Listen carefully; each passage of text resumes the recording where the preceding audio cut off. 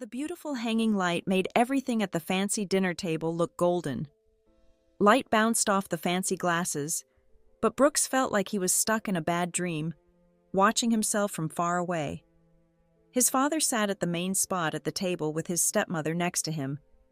They looked calm, as if they weren't about to destroy his life. Brooks' father spoke coldly. He said they had decided that Logan needed their full money and support as he was becoming famous. Brooks felt sick. His stepbrother Logan was always the favorite with his nice smile and perfect public image. Logan was about to become a big star, while Brooks was just the unwanted son. Brooks gripped the wooden chair tightly. He asked what this had to do with him. His stepmother moved slightly, her jewelry making small sounds as she put her hands on the table. She called him sweetheart, but then said he was always hard to deal with. She told him it was time he stopped being a problem. The word problem kept repeating in his head. Then his father told him the worst part. His father said Brooks would no longer have access to the family money, house, or car.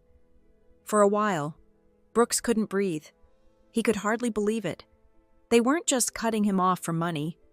They were throwing him away completely. Brooks whispered that they were selling him off, his voice breaking. His father didn't say it wasn't true. His father said Brooks would stay with one of his business friends. He called it a good arrangement. His stepmother smiled, as if she was talking about selling a house, not getting rid of her stepson. Brooks felt angry and hurt at the same time, digging his nails into his hand. He asked about Damien, wondering if he knew about this plan. Logan smiled in a mean way. He told Brooks to ask Damien himself. Brooks felt cold fear. Something was wrong. He didn't ask for permission to leave. He didn't care about their fake smiles or empty reasons. He grabbed his coat and left the house quickly. Later at the club, loud music came through the walls. Colorful lights flashed everywhere. Brooks pushed through the crowd of people. The club was noisy and fancy, full of people lost in their own worlds. His heart was racing, but not because of the music. He needed to see Damien. If anyone would stand up for him and be on his side, it had to be Damien. He looked up and saw the special VIP area roped off upstairs, and he noticed Logan's familiar smile. Suddenly, Brooks saw something that made his heart stop. This couldn't be happening. Not tonight of all nights. He pushed past the fancy ropes and ran up the stairs, ignoring the security guard yelling at him. Then he saw them together. Damien had his arms around Logan's waist and was kissing his neck while they laughed like they were sharing a secret joke. Logan tilted his head back, looking pleased with himself.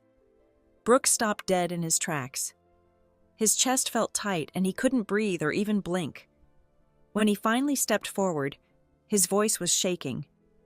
Brooks asked them to tell him this wasn't what it looked like. Damien didn't even seem surprised to see him. He turned slowly with a mean smile on his face. Logan leaned against him without any shame. Damien told him cold. Brooks turned and ran outside into the rain. The sky had opened up and rain was pouring down hard as Brooks stumbled into the street, getting soaked within seconds. He ran with no particular place in mind, just trying to get away from the betrayal and pain. They had taken everything from him, and now he had no one. His body felt numb. He was breathing hard, and his wet clothes felt heavy on his body. He didn't even know where he was. Then he heard a voice that sounded amused and deep, with something dangerously playful in it. The voice said that what happened was brutal. Brooks turned around, feeling dazed. A tall man was leaning against a fancy black car with an unused umbrella in his hand. His eyes shone under the streetlight. He was very handsome with white blonde hair, sharp features, and a smile that suggested he knew too much.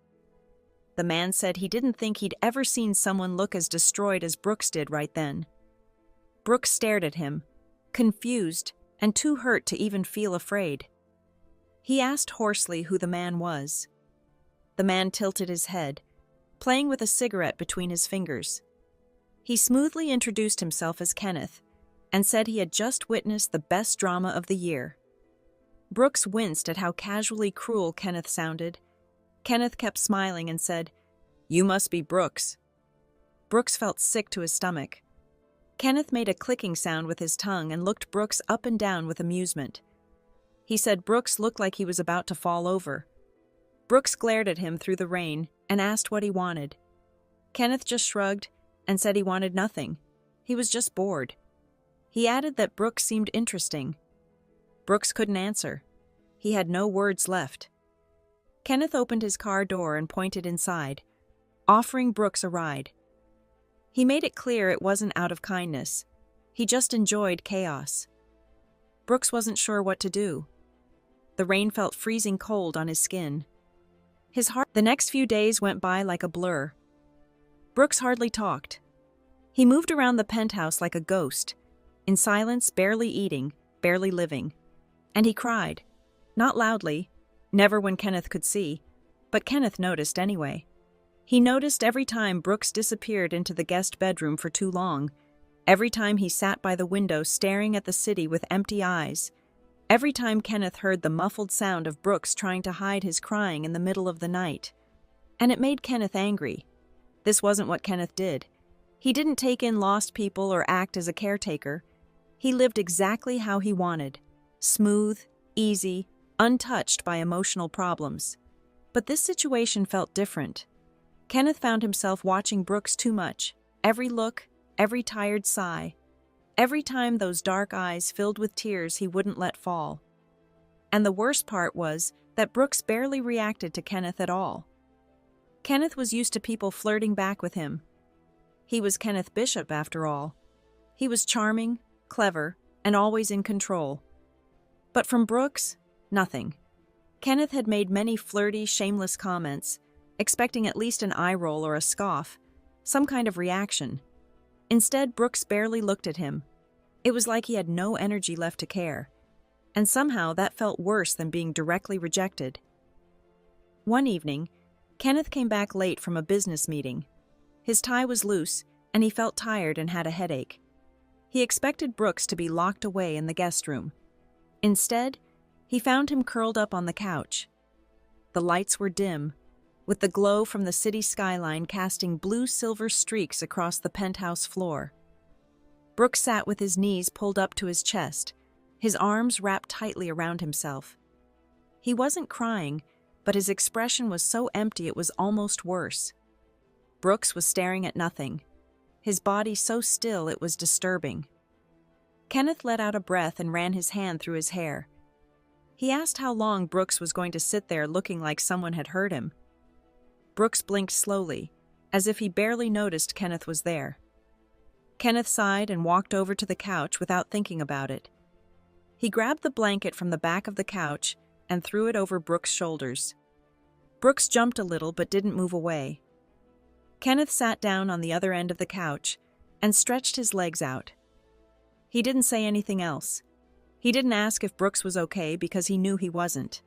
Instead, he just sat there, letting the quiet fill the space between them. After a long time, Brooks slowly and carefully pulled the blanket tighter around himself. Kenneth noticed this small movement from the corner of his eye, and something tight in his chest loosened just a bit. Neither of them talked, but for the first time, Brooks didn't seem completely alone. Chapter 3. Laughter After Tears. Kenneth had always been good at understanding people. It was part of what made him successful, knowing when to push, when to back off, when to be charming, and when to leave. But Brooks was a puzzle he couldn't figure out. The man hardly ever spoke. He ate just enough to stay alive, slept either too much or not enough, and moved through the penthouse like a ghost. Even when Kenneth made sharp comments that would have gotten a reaction from anyone else, Brooks just looked at him with those tired, empty eyes, and Kenneth hated it. He had never hated silence before, so he made it his personal mission to get Brooks to laugh, at least once. He started with small attempts. Kenneth would walk past the couch where Brooks was sitting and say things like, "If you sit there any longer, you might actually turn into a piece of furniture." But he got no reaction. During dinner, Kenneth casually said, "You eat so quietly, it's honestly a little creepy." Blink twice if you're secretly a robot. Brooks just blinked once. Darn it. Even when Kenneth leaned against the kitchen counter and made an exaggerated sigh, saying, "You know my whole reputation is at stake here.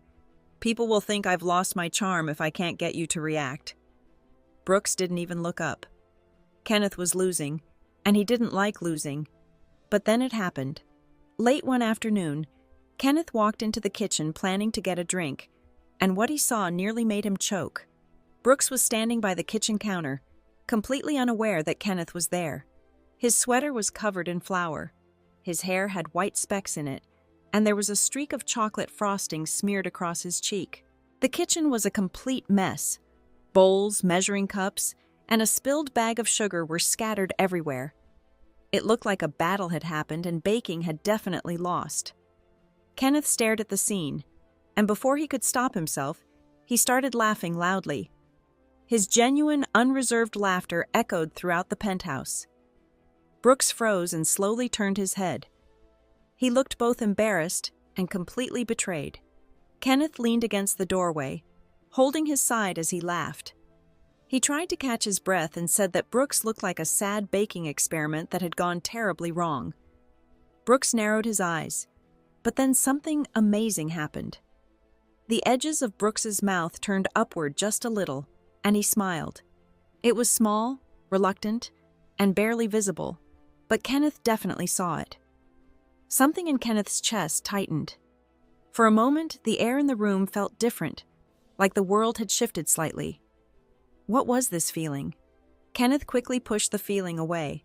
He reminded himself he was only doing this for fun, nothing more. Brooks wiped flour off his sweater with a sigh and said it wasn't that bad. Kenneth raised an eyebrow and pointed out there was frosting on the ceiling.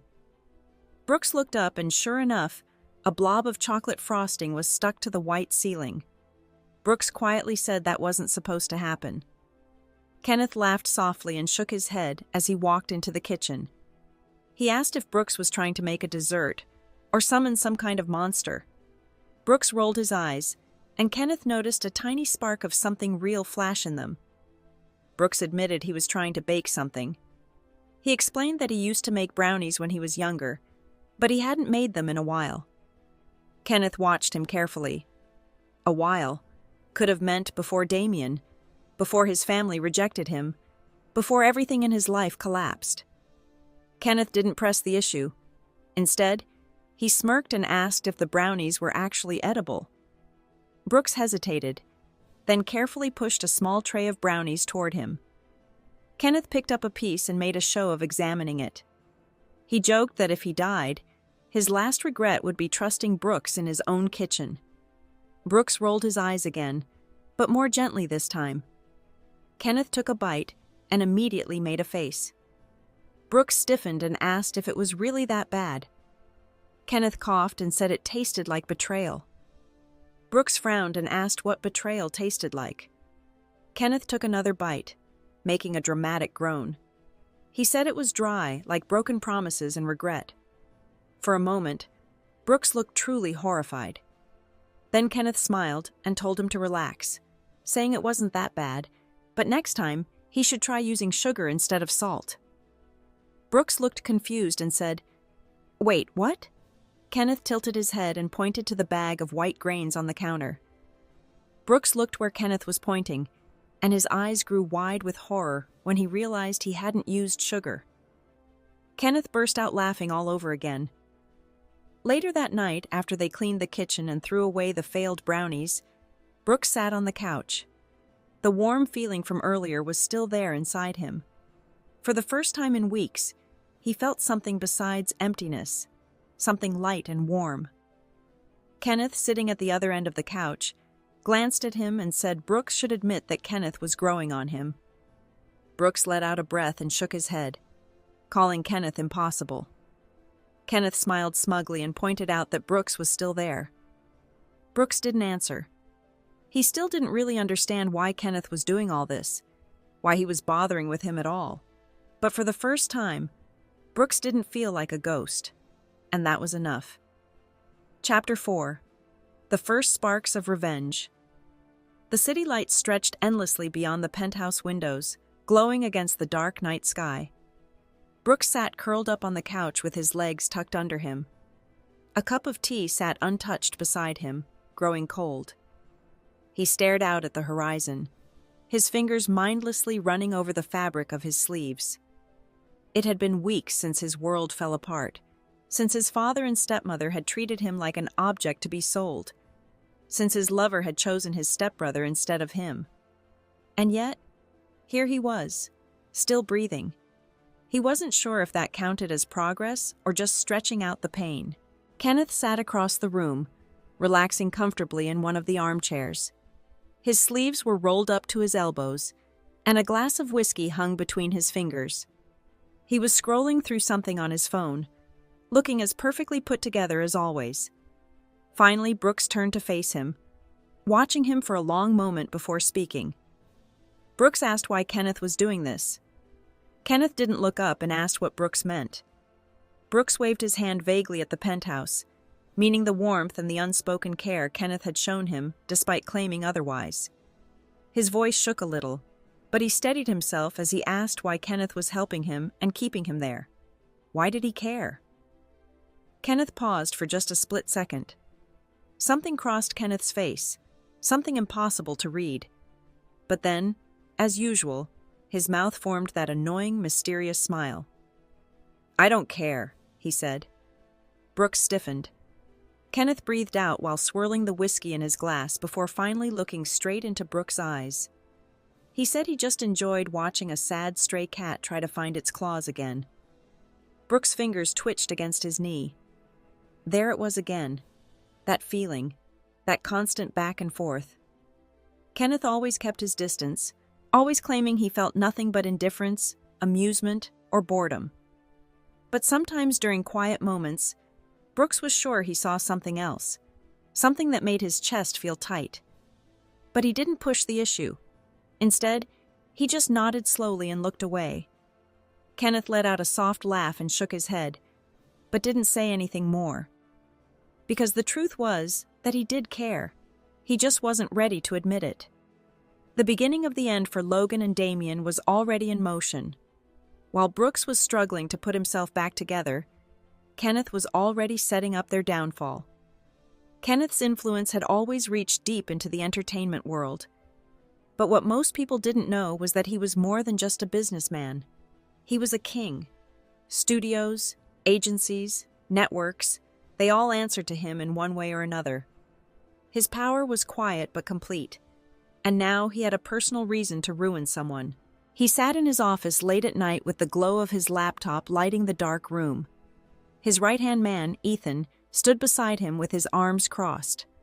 A thick folder lay open on the desk, filled with detailed, damaging information, every bit of dirt possible on Logan and Damien. Kenneth smiled and asked Ethan how hard it would be to make Logan's career disappear. Ethan raised an eyebrow and said it wouldn't be difficult, but it would certainly be entertaining. Kenneth's smile grew wider. Logan had spent years carefully building his image. Perfect, charming, marketable. But Kenneth knew the truth, and the truth was messy. A few whispers to the right people, a few carefully leaked documents, a scandal timed perfectly. Logan wouldn't even see it coming. As for Damien, Kenneth leaned back in his chair, tapping his fingers against the desk. Damien was ambitious but careless. He was like a parasite feeding off others' success. He had attached himself to Logan for status, just as he had attached himself to Brooks before. Kenneth hated people like that. Kenneth decided he would make sure Damien regretted ever opening his mouth. With a quick flick of his wrist, Kenneth closed the folder and told Ethan to start the process. Ethan smiled and said to consider it done. Meanwhile, Brooks had no idea about the storm that was brewing. In the days that followed, Brooks unknowingly began to heal bit by bit. It wasn't dramatic. He didn't suddenly wake up feeling whole again. But small things started to change. He began eating more and sleeping better.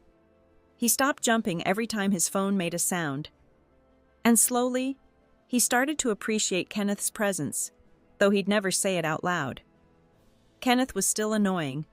He still smiled smugly too much, still teased Brooks constantly, and still made sarcastic comments just to get a reaction. But Brooks noticed other things too, like how Kenneth always made sure the penthouse had things Brooks liked: his favorite tea, the softest blankets, a book he had mentioned once in passing.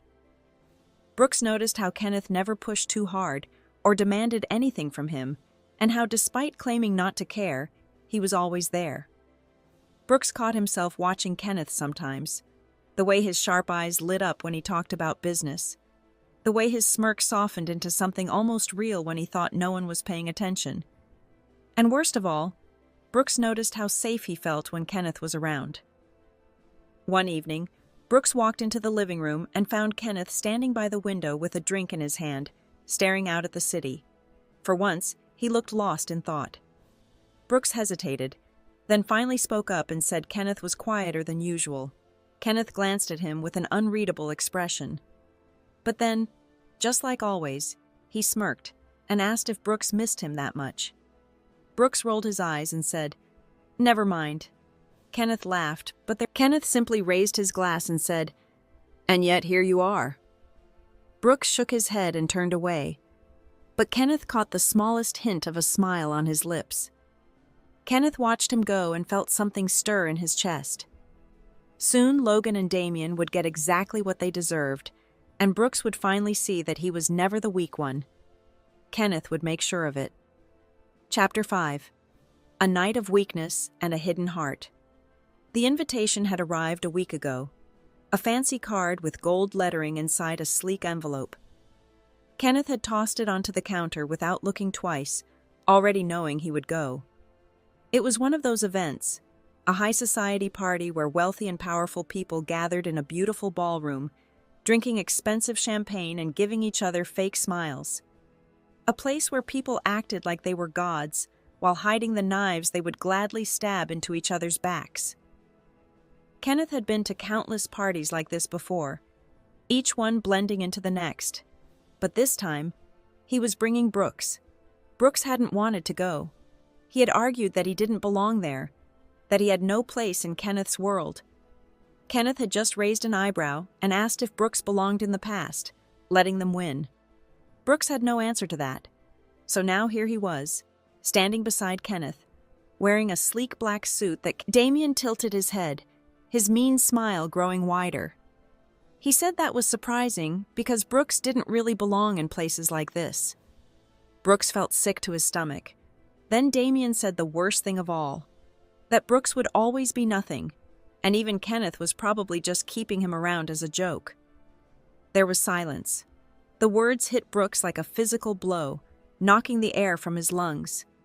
Kenneth gripped his glass so tightly it almost broke. Brooks tried to say something, anything, but his throat felt raw. Kenneth's voice cut through the tension, smooth but deadly. He said he didn't remember anyone inviting Damien to speak. Damien's smile faltered. Logan shifted slightly, sensing the dangerous edge in Kenneth's voice. Kenneth tilted his head with a look of amusement in his eyes, but his voice was cold, calculated, and dangerous. He added that it made sense, though, since Damien had always been a leech. Kenneth continued by saying Damien always attached himself to people with real talent. His smile became sharper as he added that Logan should hope Damien didn't leave the second something better came along. Logan stiffened. He quietly but firmly told Kenneth to walk away. For the first time that night, Damien looked nervous. They left. Kenneth turned back to Brooks, expecting some kind of reaction, but Brooks just stood there with a pale face and shaking hands. Kenneth frowned and said Brooks' name. Brooks turned and walked away. Kenneth muttered a curse before following him. Brooks barely made it back to the penthouse before the weight of everything crashed down on him. He didn't even turn on the lights. He stumbled to the couch and collapsed onto it as the first sob burst out of him. He had kept it all inside all night, but now, alone in the quiet, it broke him. Kenneth walked into the room and saw Brooks bent forward. His hands were gripping his knees and his shoulders were shaking. Something twisted inside Kenneth. He wasn't good at this. He wasn't the kind of person people came to for comfort. But seeing Brooks like this hurt him. Before he could stop himself, he moved forward, then hesitated. What was he supposed to do or say? The answer came naturally. He sat down beside Brooks. He didn't speak or push. Then, without thinking, he reached out and pulled Brooks into his arms. Brooks tensed for a second, then completely fell apart. His hands grabbed Kenneth's shirt, his body shook, and sobs tore through him. Kenneth slowly rubbed Brooks' back. His movements were careful, almost uncertain. He leaned down and whispered that Brooks was not nothing. Brooks' breath caught. Kenneth closed his eyes. For the first time, he wasn't teasing or smirking. For the first time, he let real warmth show through. For the first time, Brooks held on. Chapter 6. Kenneth's True Identity and the Ultimate Payback. The morning after the party, Brooks woke up to a strange kind of quiet. Not the empty silence he had gotten used to during his loneliness and grief, but a quiet that felt different. It took him a moment to realize why. He wasn't alone. Kenneth sat on the other side of the couch with his legs stretched out, scrolling through his phone. Kenneth looked as put together as always, but there was something gentler about the way he sat there, like he had been waiting for Brooks to wake up. Brooks moved slightly. His throat still hurt from crying the night before. He couldn't believe he had completely broken down in front of Kenneth. Even worse, he couldn't believe Kenneth had actually held him. It had been different from anything Brooks had ever experienced before. Not romantic, not like a business deal, just real. He didn't know what to say, but Kenneth always knew how to break the silence. He asked if Brooks was feeling better and called him Stray Cat. Brooks let out a quiet breath and told him not to call him that. Kenneth smiled and pointed out that Brooks wasn't denying the stray part. Brooks rolled his eyes but didn't argue. Instead, he sat up and stretched a little before looking at Kenneth's phone. Kenneth was focused intently on the screen. His eyes moved quickly over it, and his lips twitched with amusement. Something was definitely going on. Brooks frowned and asked what Kenneth was looking at. Kenneth didn't answer right away. He just tossed the phone onto the coffee table. The screen was still open, showing a news article. Brooks leaned forward and read the headline, and then his breath caught in his throat. The headline read, "Scandal Breaks. Logan Westwood's carefully crafted image crumbles under investigation." His hands shook slightly as he scrolled down. Exclusive report. The rising star caught in multiple fraud allegations, connections to bribery, and under-the-table deals revealed. Brooks felt his stomach drop. He kept reading, his heart pounding in his ears. Leaked contracts, confidential emails, financial manipulation, all the dirty secrets Logan had tried to hide. And it wasn't just Logan. At the bottom of the article, Damien's name was there too. Sources confirmed that Logan's long-term associate Damien Hale has also been implicated. Hale, an aspiring actor with growing influence, is rumored to have used his connections with Westwood to manipulate casting calls, steal endorsement deals, and sabotage competitors. With this breaking story, his career now hangs in uncertainty. Brooks gripped the phone tightly. He was breathing too fast and too shallow. He said that Kenneth had done all of this. Kenneth's voice was casual and amused as he replied that he had told Brooks to leave it to him. Brooks turned and stared at him. Kenneth leaned back, his smile growing wider, but there was something in his eyes, something sharp and satisfied. Brooks had known Kenneth was powerful. He had known Kenneth had influence. But this was something else entirely. Brooks swallowed and asked, "You?" Kenneth stretched his arms over his head and casually explained that he owned half the people in the industry. It wasn't hard, just a few whispers, some well-placed leaks, and Logan's world started falling apart. Brooks shook his head and asked, "But why?" Kenneth raised an eyebrow and said, "Why what?" Brooks clenched his fists, his heart pounding. He reminded Kenneth that he kept saying he was just helping Brooks because he was bored, that this was just entertainment for him. Kenneth smiled and said it was. Brooks just stared at him. Kenneth sighed and ran a hand through his hair. He admitted that, okay, fine. Maybe it started that way. Brooks didn't say anything. Kenneth's eyes moved toward him, serious for once. He said at some point he stopped seeing Brooks as just a sad little project. Brooks felt something in his chest tighten. Kenneth looked away and made a clicking sound with his tongue. He muttered that he didn't like when things got thrown away, especially not things that actually mattered. Brooks swallowed. He didn't know what to say to that, because for the first time in his life, someone had fought for him, not because they wanted something, not because they expected anything in return, just because. Brooks felt his throat tighten. He had spent so long believing he was worthless, something to be thrown away, something not worth defending. And then Kenneth came along. Kenneth, who had seen him at his absolute worst. Kenneth, who had never asked for anything in return. Kenneth, who had burned everything down just to prove a point. Brooks didn't realize he was shaking until Kenneth let out a sharp breath and grabbed his wrist. "Hey," Kenneth said. Brooks looked up at him. Kenneth's grip was warm and steadying. "Breathe," he said. Brooks forced himself to take a breath, but his heart was still pounding in his chest. Kenneth watched him carefully, too carefully. Then before Brooks could even think, Kenneth moved his hand and brushed his thumb against Brooks' cheek. Brooks froze. It was barely a touch, barely anything at all, but it felt dangerous. Brooks' heart skipped as he looked up and met Kenneth's eyes. Something powerful passed between them, something unspoken, something that had been building for weeks. And then Kenneth let go.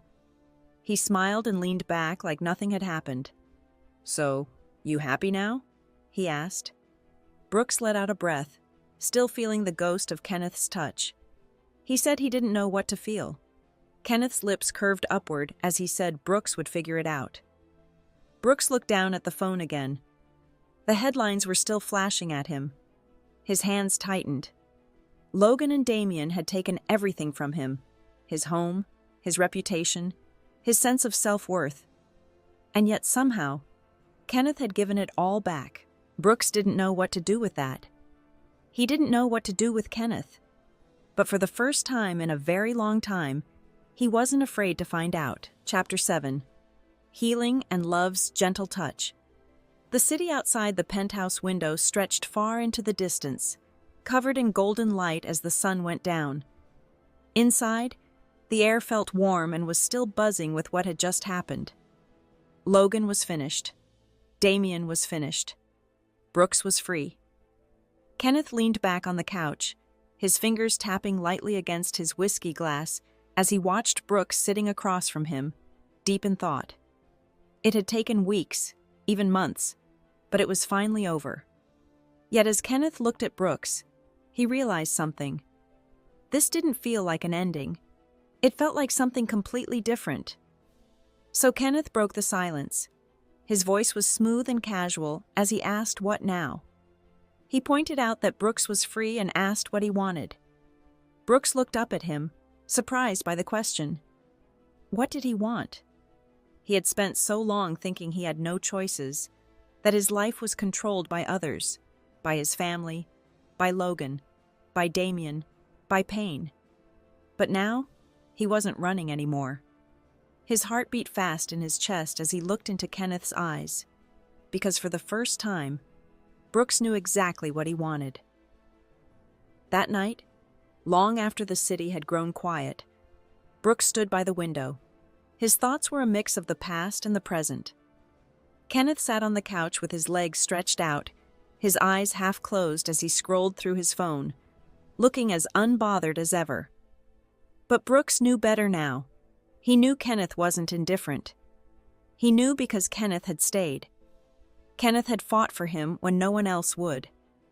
Kenneth had seen him at his weakest moments and still never walked away. Brooks took a slow, shaky breath. Then, before he could think too much about it, he turned and walked across the room. Kenneth didn't react at first. He kept scrolling, still acting like this was just another night. But then Brooks leaned down and kissed him, a real kiss. Not a careful, quick thing. Not a test. It was a choice for the first time. The always composed, always smirking businessman looked completely surprised. Brooks started to pull away, his heart racing and his nerves almost overwhelming him. But then Kenneth grabbed him, one hand wrapped around Brooks' wrist and another at the back of his neck, and then Kenneth was kissing him back, deep, slow, and intense. The feeling in the room changed. Brooks melted into the kiss as Kenneth pulled him closer. One of Kenneth's hands grabbed the fabric of Brooks' shirt, while the other tilted his chin to kiss him fully. And just like that, Kenneth stopped holding back. The night unfolded with warmth and quiet whispers. There was no hurry, no desperate need, only touches that lasted longer and mouths that found each other again and again. And between kisses, Brooks laughed, a light, breathless sound. Kenneth, who had always claimed he didn't do messy feelings, let himself sink completely into this one. This was Brooks, and somehow without even trying, Brooks had become everything to him. The morning light slipped through the huge windows, making long shadows across the penthouse. Brooks moved slightly under the sheets, finding comfort in the warmth beside him. Kenneth was already awake when Brooks looked up at him with sleepy eyes. Kenneth was watching him, not with his usual smirk or teasing look, just watching. There was something gentler than amusement in his eyes, something open and honest. Brooks felt a flutter in his stomach. Kenneth spoke quietly, his voice a bit rough. He simply said, "You stayed." Brooks felt his chest tighten, but this time it wasn't painful. It was something completely different. He smiled and said, "I chose to." Kenneth let out a slow breath, as if he hadn't expected that answer. And then, just like always, he covered up his deep feelings with a smile. But Brooks could see through it now. Kenneth reached over and lazily ran his fingers along Brooks' collarbone. He said that since Brooks was his now, he expected Brooks to at least try making breakfast in bed. Brooks tilted his head and replied that he thought he was Kenneth's stray cat, not his housewife. Kenneth answered that Brooks could be both. Brooks rolled his eyes, but for the first time in forever, there was no bitterness in the gesture. He felt light and complete. He stretched out under the sheets, letting the warmth sink in, letting the feeling of belonging settle in his chest. Kenneth watched him, his eyes lingering. He said he loved that sound. Brooks laughing, Brooks happy, Brooks here with him. In that moment, Kenneth knew this was what love felt like, and he never wanted to let it go. Brooks turned to him with a slight smirk and said if Kenneth wanted breakfast, he could get it himself. Kenneth made a thoughtful humming sound and tilted his head. He said that was disappointing, but he guessed he'd just have to keep Brooks in bed longer. Brooks' face turned red, but Kenneth pulled him close before he could argue. Their lips met again, soft and lingering. A kiss that meant something. A kiss that promised forever. Epilogue: The Jealous Billionaire and the College Boyfriend Crisis. Kenneth Bishop had conquered entire industries, destroyed careers with just one phone call, and built a huge empire from nothing. And yet here he was, walking back and forth in his penthouse like a worried spouse because Brooks was starting college. It was ridiculous. Completely ridiculous.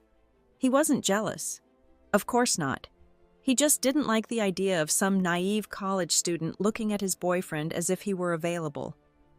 Not that Brooks had even left yet. No, the little traitor was still in their shared apartment packing his school bag like a good student. Kenneth frowned, crossing his arms as he leaned against the door frame, watching with narrowed eyes. Brooks didn't even look up as he said, if Kenneth had something to say, he should say it. Otherwise, he should stop glaring at his backpack like it had personally offended him. Kenneth made a dismissive noise and said he was just observing. Brooks made a humming sound as he pushed a notebook into his bag and asked what exactly Kenneth was observing. Kenneth leaned in, his voice becoming dramatically serious as he said he was observing how Brooks was about to be thrown into a pit of wild, hormone-driven young men who had no respect for boundaries.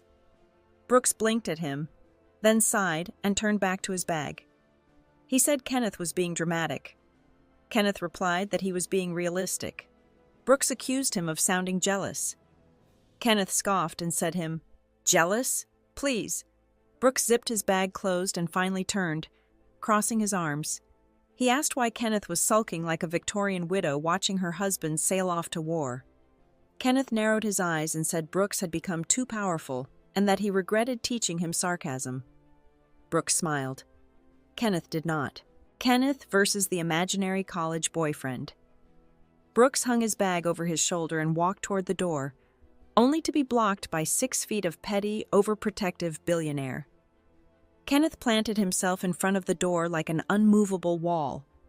He said he'd been thinking. Brooks pinched the bridge of his nose and said that was never good. Kenneth ignored him and said he should come with Brooks. Brooks laughed and asked if Kenneth meant to his senior year of college. He said yes, that wouldn't be suspicious at all. "Oh, that's just my 40-something boyfriend who follows me around campus like a bodyguard." Kenneth's eye twitched. He said first of all, he was 32. Brooks interrupted to say, 32 going on 80. Kenneth scolded him and said secondly, he wasn't following Brooks around like a bodyguard. Brooks asked what Kenneth was doing then. Kenneth smiled smugly and said, "Supervising." Brooks gave him a completely unimpressed look and said right, because nothing screams normal relationship like his billionaire boyfriend intimidating his classmates. Kenneth shrugged and said he would be subtle. Brooks laughed and said, "You subtle? You're about as subtle as a skyscraper on fire." Kenneth tilted his head and said he was sensing a lot of disrespect from Brooks today. Brooks grinned and told him he should be proud, because Brooks learned it from him. Kenneth sighed deeply, rubbing his temple. He said, "Fine, fine, Brooks could go." Then he dramatically waved toward the door and told Brooks to go run off to his little college adventures. Brooks stared at him with amusement and said Kenneth sounded like a 1950s housewife watching her husband leave for work. Kenneth smiled smugly and replied that Brooks sounded like a rebellious teenager sneaking out to meet a secret boyfriend. Brooks groaned and said, "Oh my God, you're impossible." Kenneth just smiled, looking very pleased with himself, and continued blocking the door. Brooks let out a frustrated breath and reached for the doorknob, but Kenneth didn't move. Instead, he leaned down. His voice was low and teasing, but not entirely joking. He told Brooks he meant it. If some college boy got ideas, Kenneth would ruin his life. Brooks couldn't help but laugh and said Kenneth was so dramatic. Kenneth just smiled and said, "And yet you love me anyway." Brooks replied, "Debatable." Kenneth leaned in closer and asked if it really was debatable. Brooks made an annoyed sound. Then, without warning, he grabbed Kenneth's tie, pulled him down, and kissed him firmly. Kenneth froze for exactly 1 second before his hands wrapped around Brooks' waist, pulling him closer. Brooks laughed into the kiss, feeling Kenneth smile against his lips. When they finally pulled apart, Kenneth's eyes were warm and full of something certain and unchallenged. Brooks breathed out, resting his forehead against Kenneth's. He said, "I love you, you ridiculous, overprotective billionaire." Kenneth grinned, looking completely victorious. He said that was all he needed to hear. Brooks sighed and said now he was late. Kenneth stepped aside, finally letting him go. He told Brooks to text him when he got there. Brooks raised an eyebrow and said he was not giving Kenneth hourly updates. Kenneth smiled smugly and said, "We'll see." Brooks laughed, shaking his head before finally walking out the door. Kenneth watched him go, feeling unexpectedly warm inside. He had spent years believing love was a game, something temporary, something unnecessary. But Brooks had ruined him, and Kenneth wouldn't have it any other way.